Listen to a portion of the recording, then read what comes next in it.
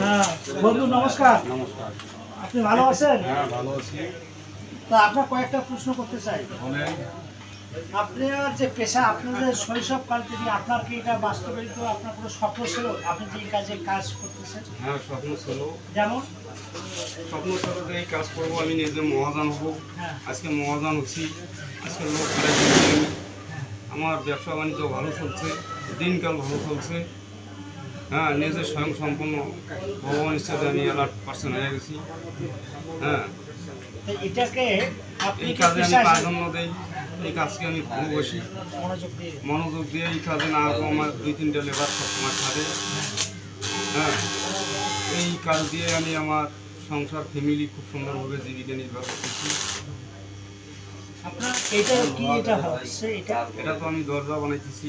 দরজা, এটাতে কাজ কি? এটা দরজা ঘরে লাগাবে। ঘরে লাগাবো। এই পাশে আরেকটু দেখতেছি আমি দরজা এটা জানালা আছে। একটু দরজা জানলা না, যেমন এটা কি সেটা এটাও দরজা ঘরে লাগাবে। ঘরে লাগাবে।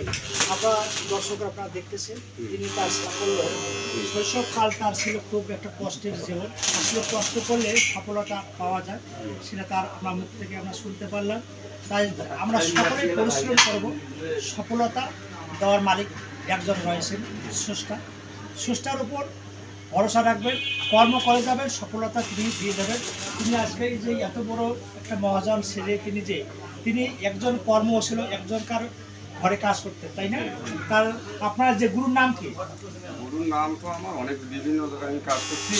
আমার মেন শিক্ষাগুলো হলো অবিনাশ। হ্যাঁ, মেন যার শিক্ষা তার কাছে যিনি হাতে হাত ধরে তার, আর আজকে এই যতদূর আসছেন তার ফেসবুক প্ল্যাটফর্মে আমরা সবাই সবার হাত ধরে এগিয়ে যাব।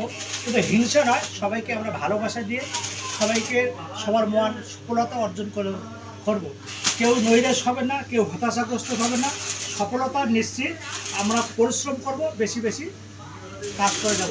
সকলকে আমার নমস্কার এবং আদাব। যারা দেখতেছেন অবশ্যই ভিডিওটা ভালো লাগে সাবস্ক্রাইব করে পাশে থাকবেন, ফলো দিয়ে কমেন্ট করবেন।